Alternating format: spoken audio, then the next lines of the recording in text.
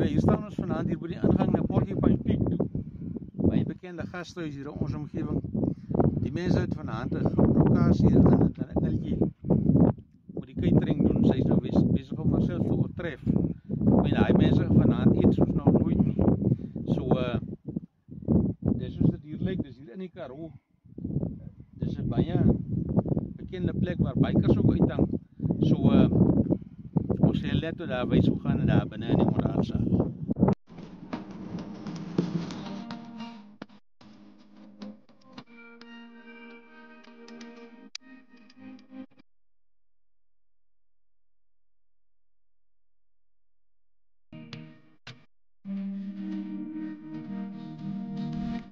Ons skilpaadjies nou na die rooster toe.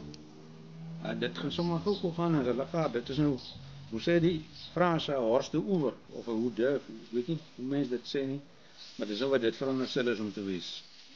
So ons braai hulle nou gou, as hulle klaar is, en die mense so lang begin tjou, vat hulle die hoendertjie.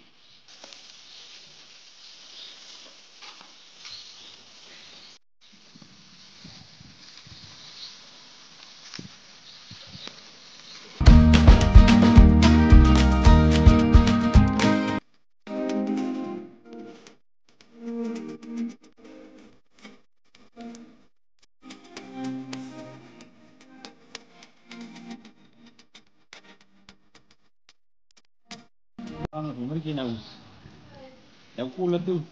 Onder het net sout, paprika en woestersout op. Hierdie weaver is gemaakt om hoender te braai. Nou ja, ons gaan nou die deksel opsit. As die deksel op is, dan hy maak dat hy lekker vinnig gaar word. Op die ene haar is die deksel af en dan braai is hom lekker so waar so goed. Ok, hier is die deksel op. Hier sy ventilasie gaat hier bo, ons maak ons so halfpad op. Dat hy bietjie kan bak. Want die hoender moet gaar wees tot binne in die middel van sy been. En hierdie weaver doen dit vir hom. So as hy dan gaar is, dan raai hy net lekker bruin. Ek weet die hoender se eerste ronde is gedoen. Ons het nou die deksel opgehad by weaver. Nou haal ons die deksel af, draai hom weer om. Sit weer die deksel terug. Ons doen dit omtrent so 4 keer. En dan word die hoender baie na regter, dus dan moet jy net mooi bruin braai.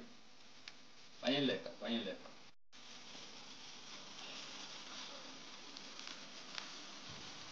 Christian is besig om af te haal. Kijk, die weaver is 'n wonderlike ding om hoender te braai. Dit is maar so 'n Amerikaanse uitvinding en ek dink na die John Deere trekker is dit seker die beste ding wat hulle gemaak het. Nou weet die hoender is nou gaar. Paap is in die gang.